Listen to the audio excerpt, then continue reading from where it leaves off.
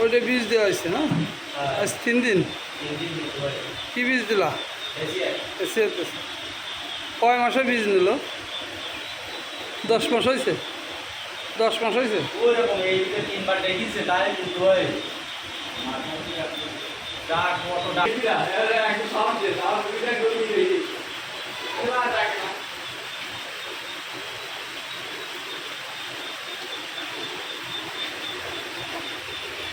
বানগুলো সব 1 ইঞ্চির উপরে লম্বা লম্বা বান, 4 পয়েন্টে বানগুলো খুব চমৎকার।